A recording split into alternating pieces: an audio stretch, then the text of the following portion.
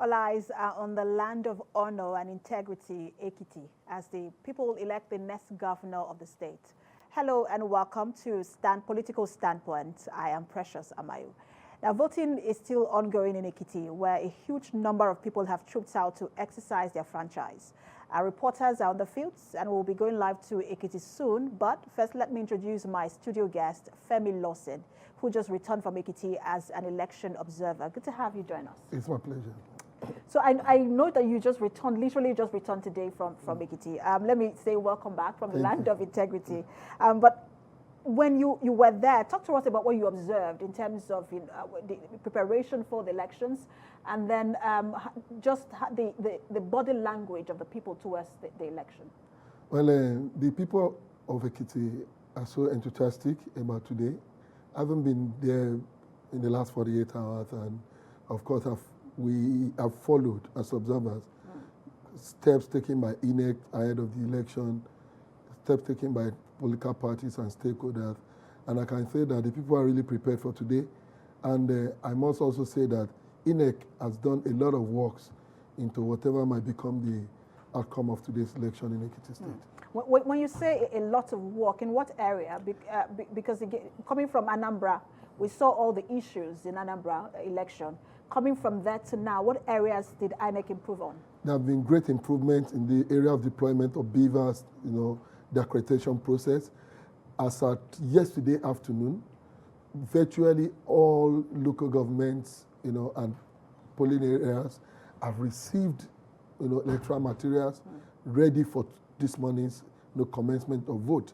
Unlike previous elections where we have to wait, expecting, election materials to be deployed from the state capital to, even the most interior part of Ekiti, as I yesterday, are already in possession of all sensitive electoral materials ahead of today's election. So INEC was very prompt in deploying materials and personnel for today's election in Ekiti. So we won't have the usual perennial challenge of logistics we usually hear about when it comes to elections. Yes, if you have followed report from the field, you realize that there have been very few cases of people waiting for deployment of voting materials, polling stations not opening early as expected, unlike, in many of the elections we have had in the past.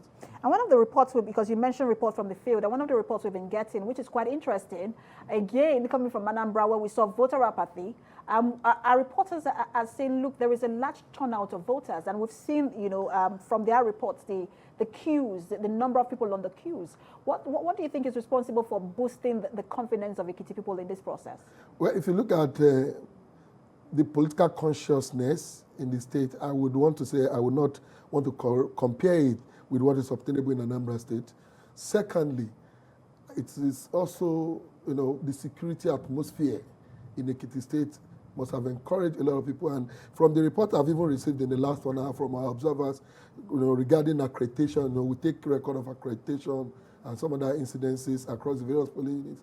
You realize that there's this large turnout of people, in so many parts of Ekiti State.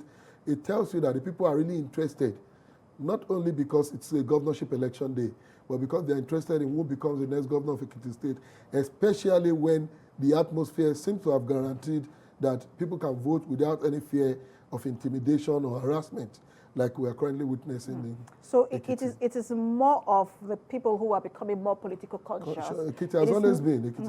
It is not necessary, because we're also seeing that across the country where, there is so much conversation now about the next election, general election. So it is more about the people and not necessarily about what INEC has done or the Electoral Act. Is this an awakening in the nation, or just that now are we beginning to trust, or that we're beginning to trust our electoral process more? The people are beginning to have confidence in the electoral process, and we are beginning to come to the realization that we don't have an alternative to democracy, no matter how the challenges around our own type of democracy are becoming. Of course, today we have a series of issues regarding the conduct of politicians, conduct of security agents, when elections are taking place. But the truth is that the people are beginning to take this as a fait accompli. We don't have any other means of electing our leaders. We don't have any other means of allowing this society to run other than participating, in the process. And I think you can see that from the turnout of people for this election. And just, I think it was it last week, or I think it was earlier last week, it was Yaga Africa who raised some concerns around vote buying and voter inducement, even earlier on in the process. Yes. And they were worried that this might also trickle into the election itself. You were there as an election observer. Did you see any signs that this might be a challenge in the course of this process? It is already a challenge. Unfortunately, despite the efforts of INEC and other stakeholders, if you look at the role of the civil society prior to this election in sensitizing people, in advocating against some of these tendencies that our politicians would naturally exhibit, there seems not to have been enough progress made in checkmating the menace of inducing voters. And this is not applicable to one political party from the reality that is on the ground in today's election in Ekiti State. Talk to us about some of the things you saw, because this is one of, again, in I think it was, I'm trying to count back to 4 years back. Yeah. That would be 2018. Yes. Again, during the last election, this was also an issue. Vote buying, those who observed elections said vote buying was rife in that election. Yeah. Talk to us about some of the things you saw in this particular election where you know that these are signs of voter inducement. Of course, it has become, if you look at the campaign period, advocacy, and some of the stages that these political parties have gone through, I personally think some politicians were actually waiting for today. Even when you look at their lackadaisical attitude towards even sensitizing voters, preaching manifestos and the like, they were absolutely waiting for today so that they can induce voters, and that has been practically seen.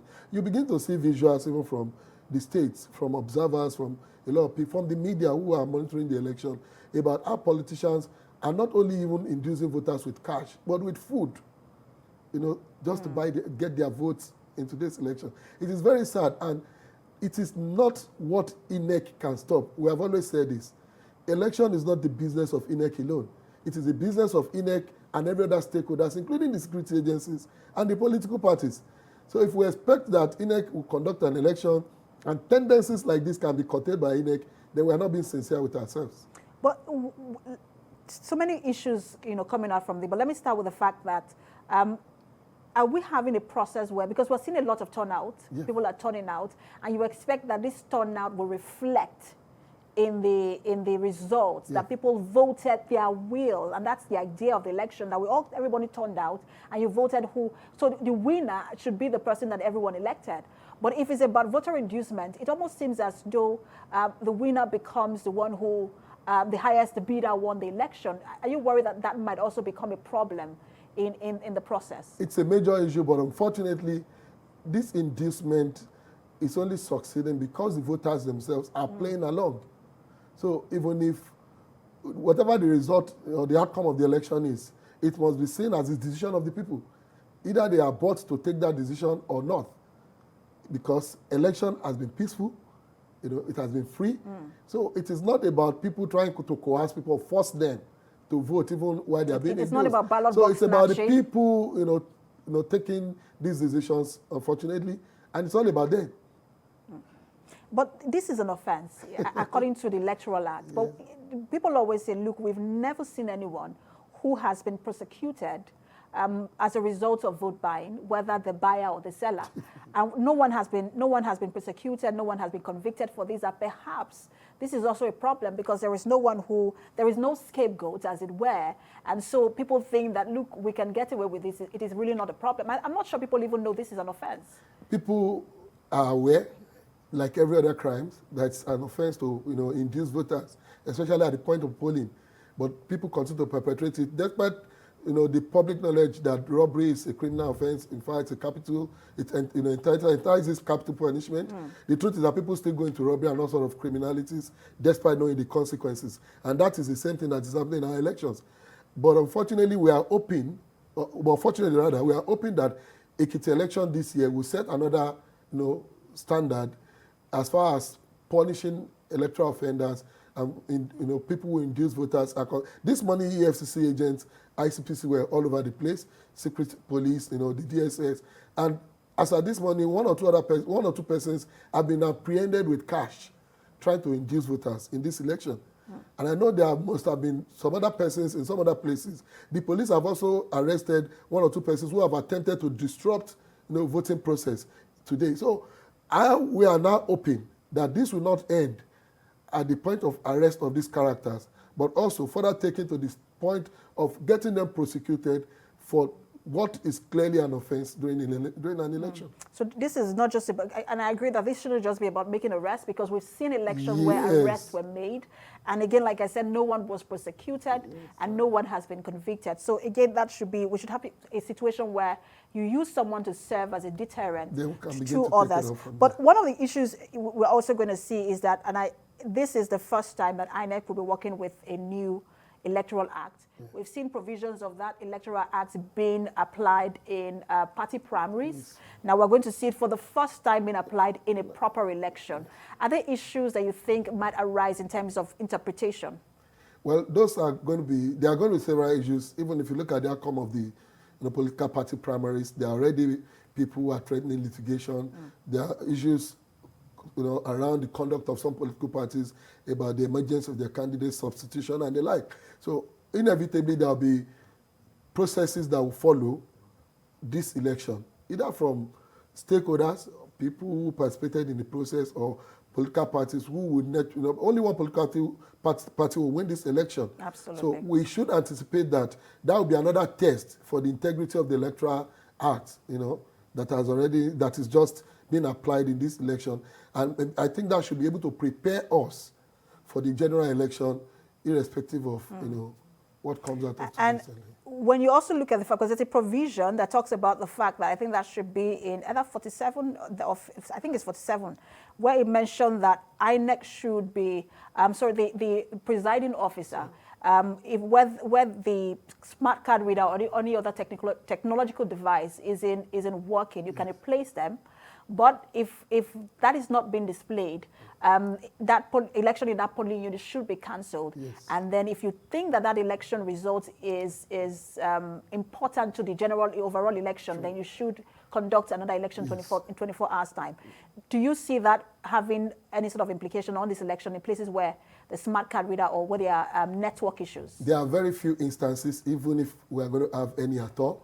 And I don't think it will have any significant impact on the outcome of the election. And if it does, from the preparation that I've witnessed physically of INEC in the Ekiti State, I'm sure the Commission has all it takes to, within the next 24 hours, conduct election in those places if the need arises.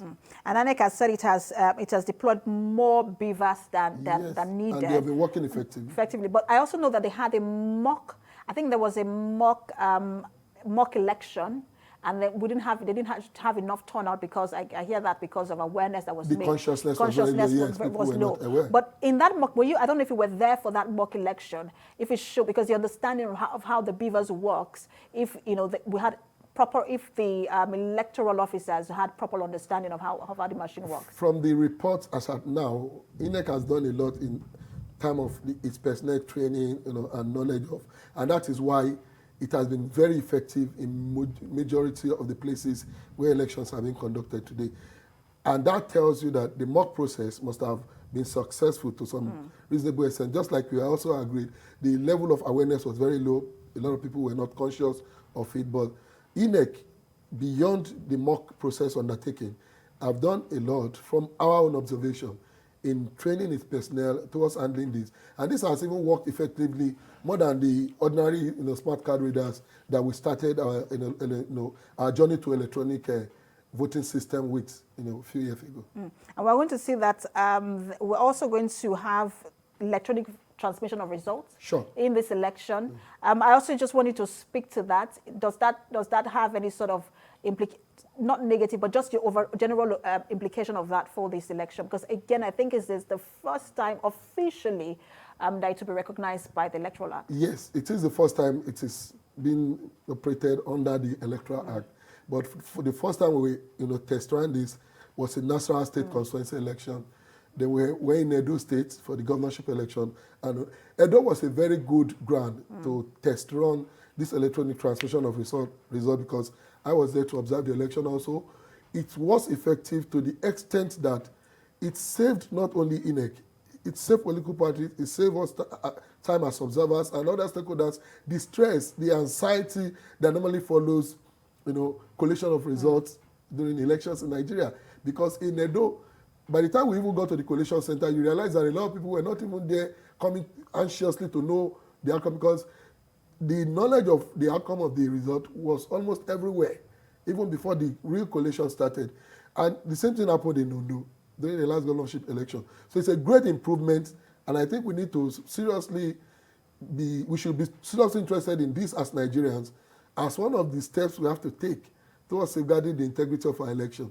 Because now the collation center that used to be business centers for politicians are beginning to fade out. They are beginning to become less important, because results are all over the place, tabulated even before the time we normally gather in the evening at the collation centers to know the inflow of results. So it's a good one. Absolutely. And I guess this is what analysts mean when they say, let's protect the integrity of the election bit by bit. Sure. From one end, you start from radars, exactly beavers, to electronic transmission and all of that. If you take it one at a time, you'll get there. Yeah. But in terms of collation, can we also get to the point where if we're doing electronic transmission of results, then we do not need, for example, for general elections, or even for this election, you do not need all of the resident electoral officers coming from different states or from different wards and different local governments to the main center, and then before you start to take elections. If it's electronic, why not ensure that all of the results are there and then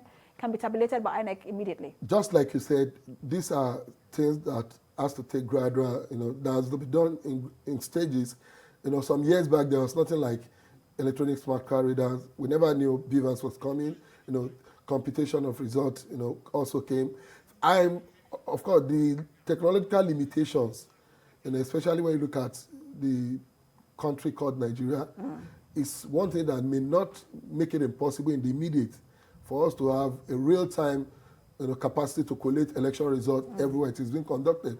But I believe that as we move, and INEC begins to broaden its technological base, a time will come that a returning officer will not need to come from a college with result sheets to Ekiti to announce results any longer.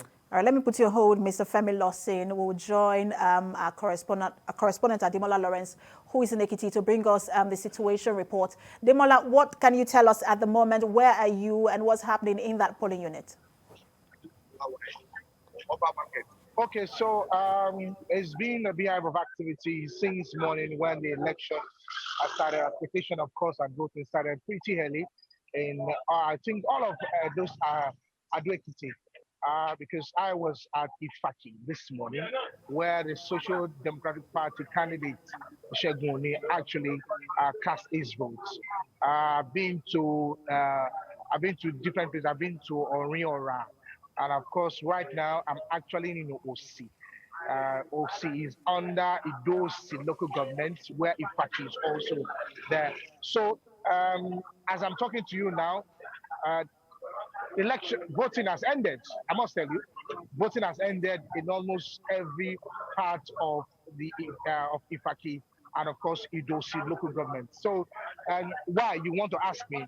Because the voters actually came out on time to do the accreditation and of course voting at the same time. So it was pretty very early for them to do that. And of course, there were little hiccups of the beavers one way or the other, but of course, it was actually solved at the end of the day. And so, as it is now, voting has ended in some parts of Ado Ekiti, where the election is actually happening. Were there any record of irregularities in that polling unit? So when you talk of irregularities, I think the only one that actually wanted to happen was the fact that the beavers that wasn't that was malfunctioning at the time, but of course it was solved. But also when the Social Democratic Party candidate came to cast his vote, he made mention of the fact that there were vote buying in Oye and of course in Nado. So he complained about that he alleged rather that there were vote buying in those places. Looking at what has happened in the last couple of days, is it possible? Of course, it is possible. And looking at what are the things that have led up to this election, the candidates of the different political parties that have vied for this position. So it is the last straw for for the different candidates. So they want to do everything possible, humanly possible, to make sure they take the edge today. But in terms of vote buying, that is not encouraged because, of course, it's prosecution by law. And so in all of it, I think the irregularities, like I said, is the beavers, of course, which was solved immediately, and the vote buying that the candidates also talked about.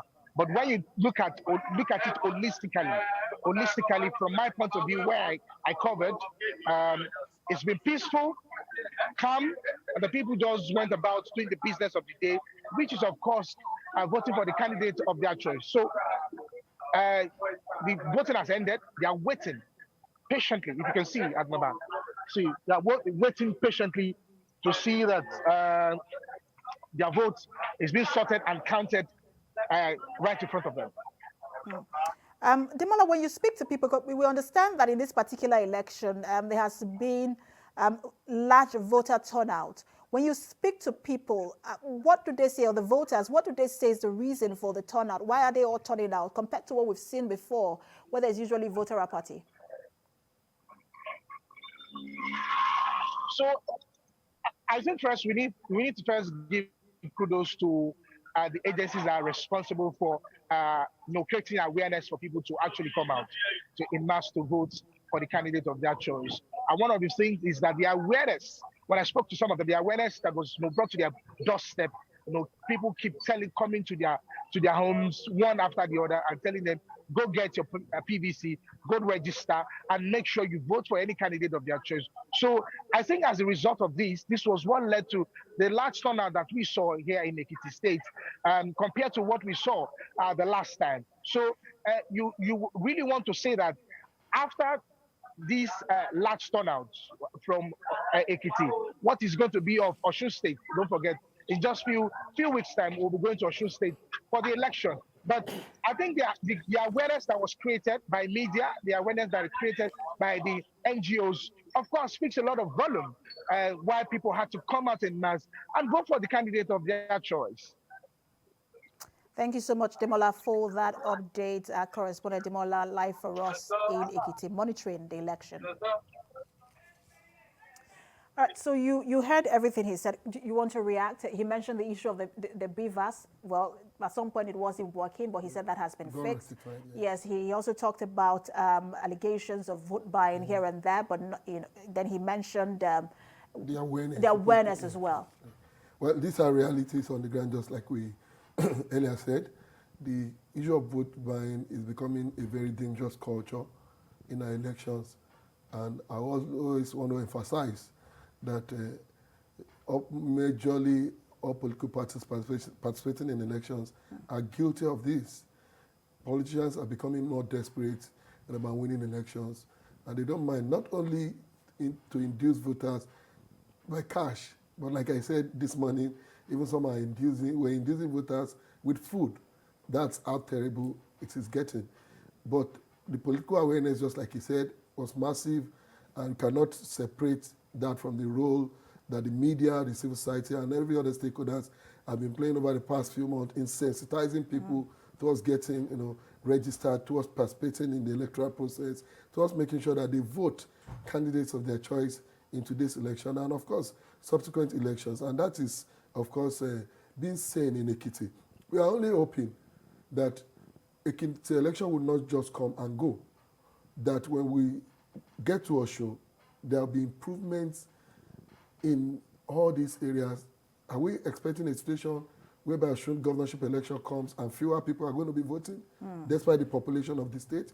It should, of course, be a challenge to the people of Osun State to also fully get, ready to participate in the electoral process.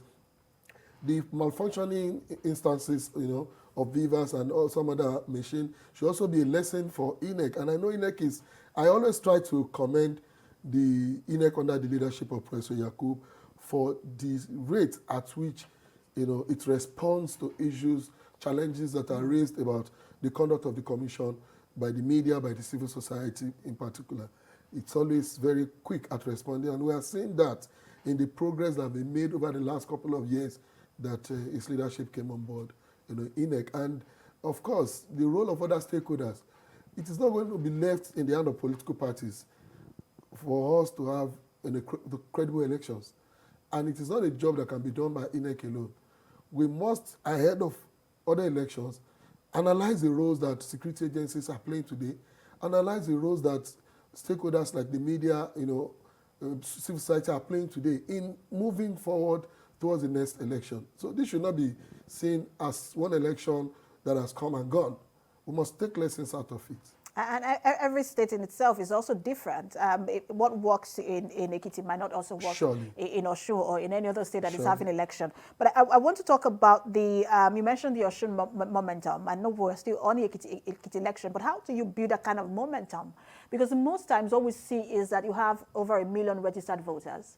And then people who turn up for election are less than 400,000. It's almost, the people who don't show up are always more than those who show up. And it's usually, even young people don't show up for election. But in this particular case, it looks like it's different. How do we then build momentum for Osun and again towards the general election? More has to be done, especially when you look at the role that the media has been playing and the civil society. In the build-up to the Ekiti governorship election, there were a series of engagements between the INEC and the civil society towards what you are witnessing today. There were also a series of engagement even with the media by INEC. And all these were aimed at driving the support of stakeholders towards... So I need to put you on hold. We need to connect with correspondent Femi Akonde, who is standing by in Ilese or Ekiti. Femi, tell us what's going on where you are. Give us a progress report.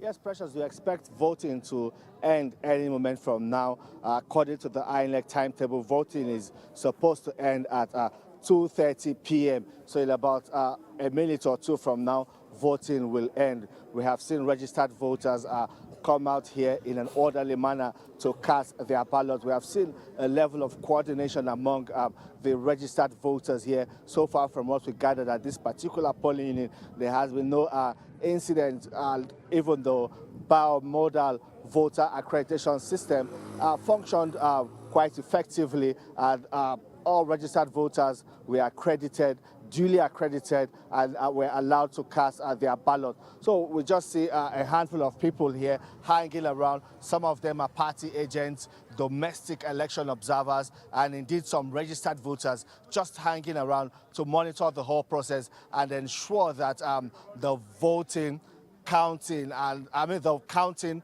sorting, and the whole collation process is also done in an orderly manner and a credible, it is a credible process. So they are just hanging around to also ensure that they protect their vote. This is part of the sensitization that political parties give to their supporters in the build-up to the election, that after they cast their vote, they just stay at a safe distance and observe the whole process to ensure that there is no malpractice, that everything is counted properly. But Precious, allow me to bring in Bolanle, a domestic election observer at this particular polling unit. Hi, Bolanle. Good afternoon. Good afternoon. Yes, you have monitored this whole process. How has it been, Bolanle? The election has been free and fair since morning. There's no casualties since morning. Okay. What of the biomodal voter accreditation system, BVAS? Has there been any issues? Because we heard about some issues in different polling units across the state. In this polling unit, what happened? The BVAS is very slow, very, very slow. And people has been accredited like 4 times. The thing is not even working well for them. They have to do thumbprints for them for them to vote. Okay, so what happened here is that the BVAS was not recognizing their face, so they had to do the the thumbprint. And when they did the thumbprint, recognize them. Yes, you recognize them. They have to vote. Once they do the thumbprints, the team recognize them, then they vote. Okay, so eventually this was resolved. They used their thumbprint to get accredited. But let's talk about the security situation around here. How has it been? The security are very, very they are doing fine. They have been working perfectly with us since morning. Okay. Yes, there is no casualty. Okay. When did voting start and when will it end? The voting starts exactly 8:30 and it's going to end 2:30. Okay, and it's 2:30, so we expect any moment from now, the electoral officers here will announce that voting has come to an end. Thank you, Bolanle, for your insights on the whole voting process here. Well, there you have it, Precious. Voting will soon end. We have seen security operatives just around here to maintain law and order. We have also seen people around here too, just coordinating themselves well, ensuring that everything is peaceful. We have seen them, the elderly, young people, women and men come to cast their ballot here. And so far, it's been a very orderly process. Precious. Absolutely, Femi. It shows that it is orderly, even in your countenance. You're so calm, so it shows that it has been orderly. Thank you so much for bringing us update, Femi. All right, let's take a break now. When Political Standpoint returns, we'll have more updates. Stay with us.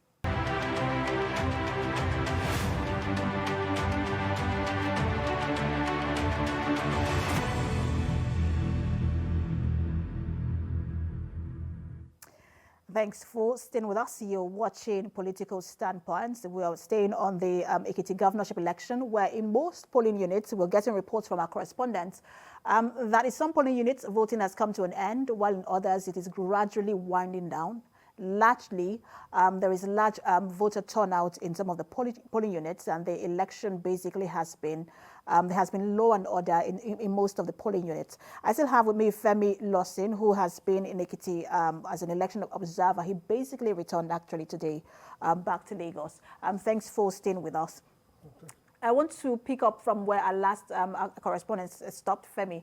He mentioned issue around the beavers and that it wasn't recognizing people's faces. We know that it's really about biometrics, so even thumb print is part of the biometrics. Yes, yeah. But in that regard, where it doesn't recognize both the face, the thumb print, I mean that's an issue. It's an issue with technology. It is, especially now that it doesn't even the Electoral Act doesn't provide for returning to manual voting. Manual voting, and it is natural, especially when technology is involved. Then, if you remember, whenever these registration processes are on, people are usually advised, to get captured in the natural faces. That's why sometimes we make joke. Don't make the joke about the makeup and women. Let's avoid weave-on and some of that things. So some of those factors are also playing itself out. But the fact that it is not a total failure, that fingerprints can still be recognized, and of course, even in some cases, corrections are made and faces are recognized, tells about the improvement that has been made.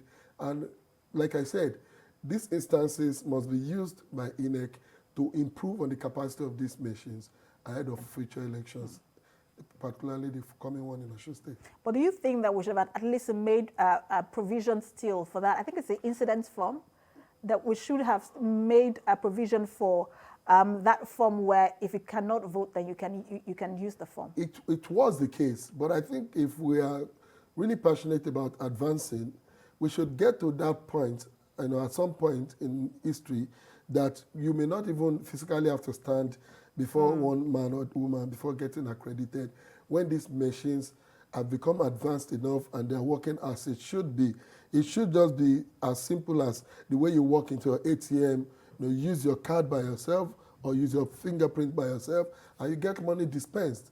So we should get to that point that we should be able to have machines that can work without necessarily requiring assistance, especially for people who are able, who are not aged, who can do this on their own. So I don't think we need to start reversing, to the analog era where we have to still start filling forms and So what we should be interested in is, impressing it upon INEC to improve on the capacity of these, machines to function optimally, so that we have less instances, of this kind of complaints. Wouldn't it be better in terms of moving forward? Because we have a lot of identification cards. We have a number of means of identification, and people keep wondering why we need to have a voter's card. When now we're doing the NIN, and so you could just use your NIN, or you could use your, if you already have the card, the national identity card, that in itself could be a voter's card. Your biometrics is in the national database, and it's just easier to vote that way than having a special card for election? It is the Nigerian problem, and it will continue to be when we don't have a social security base, for our citizens. We'll continue to register people to vote because nothing really tells you the demography of our population in the real sense of it. How many people are up to the ages of 18 and above in Lagos today? We can hardly tell. And voting is not what every citizen can do. So even if we have a social security number and we are all registered as citizens, it does not mean that we can all vote. But by the time we have that system that is able to identify our demography to the extent that we can know that from 18, from next month you are 18, they can easily walk in and vote because the system is already there to recognize your age. We'll continue to have voters card.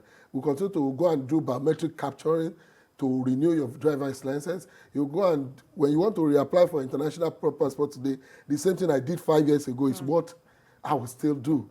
To renew, not to even so it is because there's no central database that really captures our identities as Nigerians.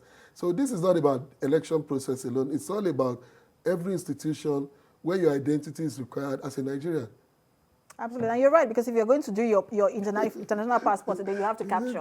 There is no one who will say, oh, you captured 5 years ago. Even you don't have the license to drive, you have to capture. I mean, we just keep capturing, and then you're wondering why there is no specific database. But let's talk about the issue of vote buying, which our earlier correspondent Ademola mentioned. And I want to go back to it because it looks like, of course, it is the new form of electoral malpractice. We gratefully don't have the situation where there used to be gunshots in our polling units and ballot box snatching. But this in itself is electoral malpractice. And it's worrying particularly because as long as people are hungry, it means that we're always going to have issue of voter inducement. Well, people have always been hungry, but I think what has to be done more is to really let these people know that that hunger will last longer than it is in the immediate for them if they don't take the right decision. All you actually need to win election in this country some years back was to just get a group of thugs, arm them, then the moment election is on, they drive to polling units, snatch ballot boxes, or snatch result sheets, and forcefully get the returning officers to announce results. But we have almost practically left that point to a new phase. You and I were talking about how calm our correspondents and everyone is. No one is running helmet and armored gear during elections. We haven't seen a governor wearing armored gear to campaign in this. So I think what took us out of there was the consistent, advocacy and education from stakeholders as far as election is concerned. And today it is because it's out of fashion. Like I said, if you're in Edo during the governorship election, and you were waiting to snatch a result sheet, you're only wasting your time. The result sheets were already uploaded, so you only snatch nothing. So we should be looking forward to the time when even it will become difficult to induce voters. And these are roles that technology will have to play. The truth is that politicians are naturally selfish. They will continue to do everything.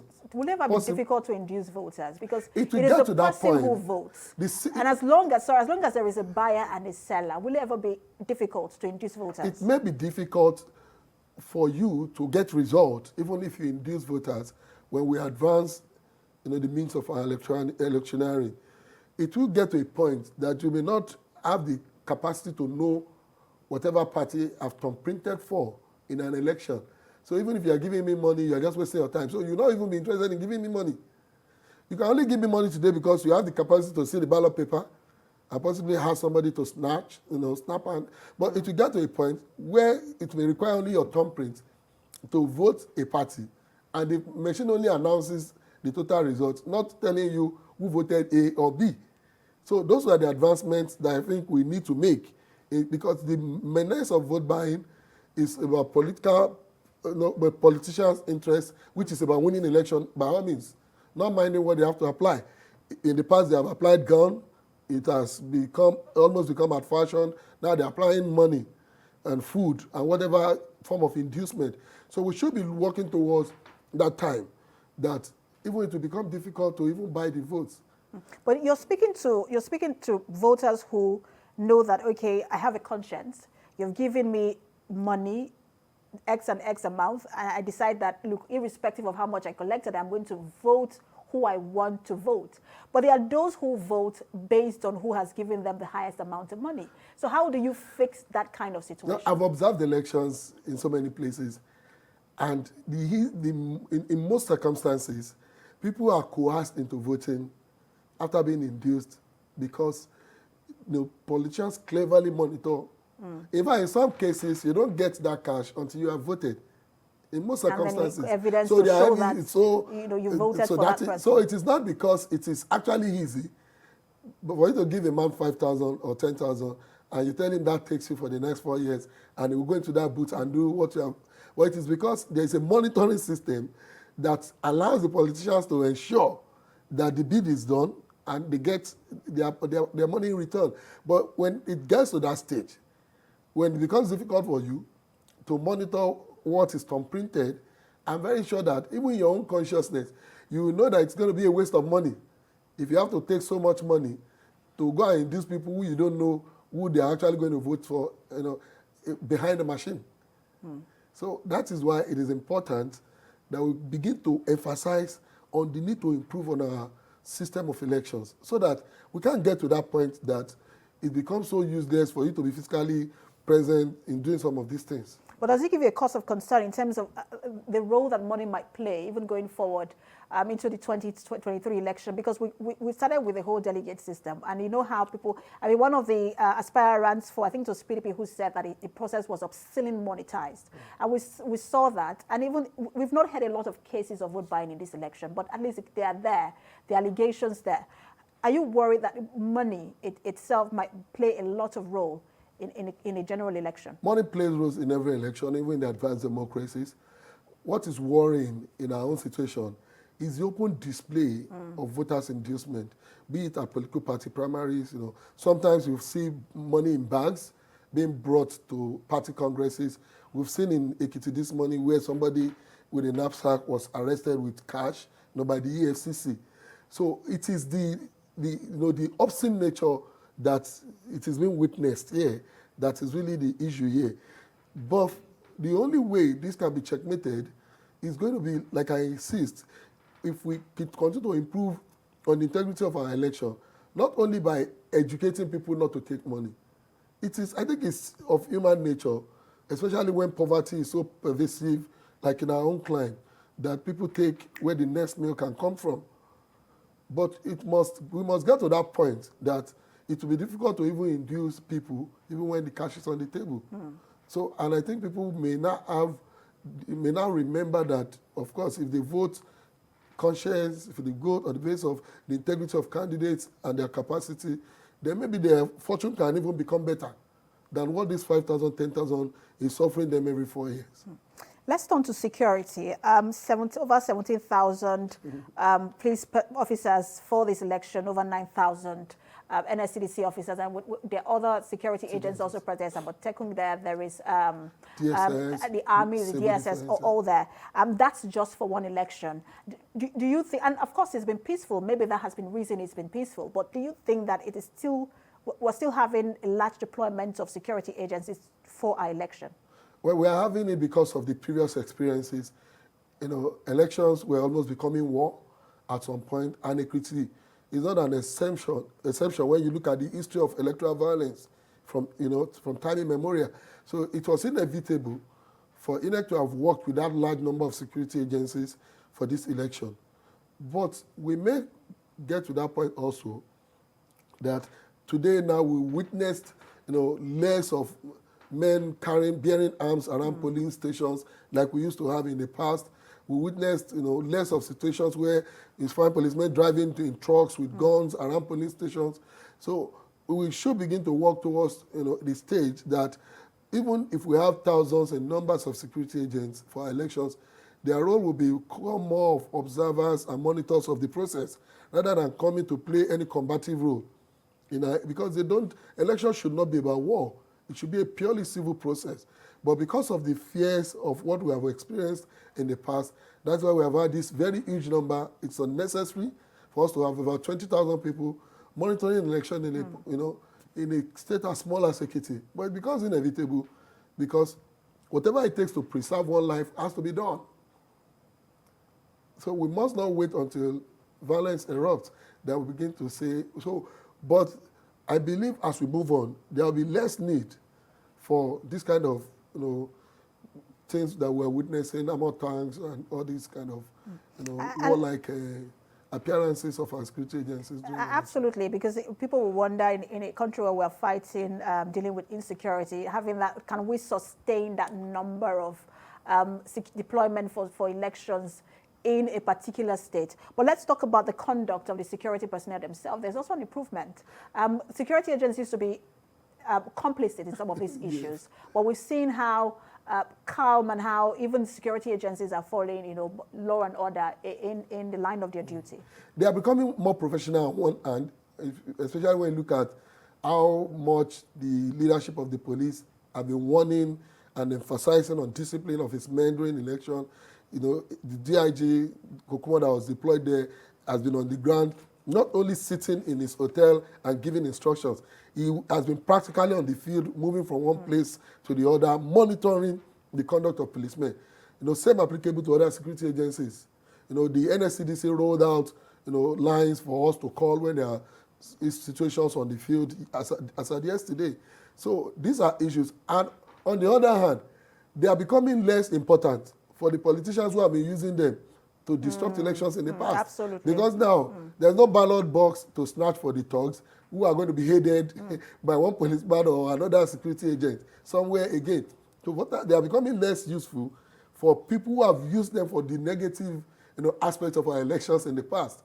And I think that is another thing that we should be happy about, that now when you see policemen at the polling stations, they are not there to hate thugs who are coming to snatch ballot boxes. So, but does this also speak to the overall body language of the head? Because they always say that he who plays the tune, he who plays the piper rather, they take the tune. And I'm speaking for INEC and the presidency. We've seen elections improve in the country. The president is saying that he was willing to leave, he wants to leave a legacy of good electoral process. Do you think that this also flows for him, or this is more of the people who are becoming more conscious? Well, we will wait to assess, President Buhari's commitment at the end of his tenure, especially when this major transition in 2023 will happen. We may not be able to judge him now on the basis of what we are saying, but we must also give credit, on the other hand, to the gains that have been made, especially if you look at his administration's commitment to empowering INEC. INEC has been, considerably empowered to do its job. And it feels like there is a sense of independence. We have left that era where INEC has to go to the media and shout that there's no money to conduct election. There's no, so the administration must be commended for that. Then INEC also, like I said, this leadership is exemplary. The leadership of Professor Yakub, he has done a lot in ensuring that we improve on the integrity of our elections. But the president and the INEC will not even give us the desired result alone. The civil society has been playing fantastic roles. The media has been very wonderful. But there's one key stakeholder that has not been playing his role. And if it doesn't start playing this role, we may not still get to that point that we desire as a people, or that the president desires to leave as a legacy. That is the political parties. Political parties today in Nigeria have reduced themselves to a 4-4-year organization that you only see when there are elections. They come to campaign, print posters, and disappear after elections, especially those who are in the opposition. Role of the political parties include educating the citizens, the electorate, running advocacy, political parties do not only exist to come and contest election and go. That is not what political parties are about. You've seen political parties in other democracies, how they engage government, how they engage the citizens. So we must begin to, pull these people out to their responsibility of playing their role. You just sit back and you come here next 4 years and you are shouting that election is not free and fair. What role have you played in ensuring that election is free and fair? So it's not enough to just sit in the comfort of your room and wait for 4 years and start shouting rigging and all sort of things. So they must also come out and play their role. Part of their role is what the society has been doing. If you look at what we are seeing as being the impressive turnout, the voters' awareness today, how many political parties really did this in sensitizing the people? Do you think that perhaps, because I know that the Electoral Act has its own, the guidelines for registration and deregistration of parties. Do you think that perhaps should become one of the guidelines where if you do not have an active voter education unit and you are seen to be really active, that should be one of the guidelines for deregistration of parties? No, even if it will not lead to deregistration, because of the rights of some of these associations to exist as political parties, it must be one of the fundamental, conditions that INEC must begin to place, on this political. INEC meet with these political parties because they have exchange of. All right. Let me put you on hold. We need to turn to Ekiti to get updates from our correspondent Sarah Yeku, who is standing by in Ado. Sarah, what can you tell us about where you are in terms of the voter turnout and the process itself? We've seen massive turnout of voters in most of the locations that I've been to. And of course, from all our reporters that are on the field across Ekiti State, they've also reported the same thing, saying that they've seen a large turnout of voters on election day. And so you would say that from pre-election day, from all the campaign rallies we've seen across the state, you see that the numbers that you see at these campaign rallies and the door-to-door method that has been employed by the various political parties to canvass for votes from the electorate is actually proving positive today, because when you see the number of the voters at different polling units, it confirms the number that you're seeing, that we saw at the campaign rallies. And so I am at St. Michael's Secondary School here in Ado Ekiti, and this is just one of the polling units that they have finished voting. Right now, they are sorting and counting the votes. So you see that the presiding officer right there is trying to, of course, calm the party agents down and the people that have been standing here since morning, of course, to see that their votes count. But in the other polling unit there, they have just finished voting, and the last person that was to vote voted a couple of minutes ago. And so while after the last person finishes voting, then they'll be able to count the votes at that other polling unit. But for this polling unit, which is polling unit 002 in Ado Ekiti, that's at St. Michael's Secondary School in Ado Ekiti, sorting and counting of ballot paper is ongoing right now. And of course, the party agents, the people are here to, of course, see that their votes count at the end of the day. Thank you so much, Sarah, for that update. Our correspondent Sarah Yeku live for us in Ado Ekiti. So, again, voting has started. They've started counting. We saw voters tripping there, just waiting for, as it sort the ballots. But for you, as we wind down, what will it take for this exercise in Ekiti to pass the credibility test and for INEC to high score for INEC to receive some level of commendation from you? Most importantly, what we have witnessed since morning, we should be looking forward to a situation where it ends the way it has been going since morning. There must not be any case of violence. If, of course, people have taken their time this long to vote, the result must be allowed to be released as decided by the people. This is going to be a major reason why today becomes a reality eventually, because the whole essence of waiting in the rain, in the sun since morning to vote is to have a result. So we are looking forward to a situation whereby politicians and every other actors, they allow whatever has been the decision of the people there to be announced and prevail. And most importantly, lessons must be taken out of Ekiti by INEC, the political parties, and every other stakeholders ahead of future elections.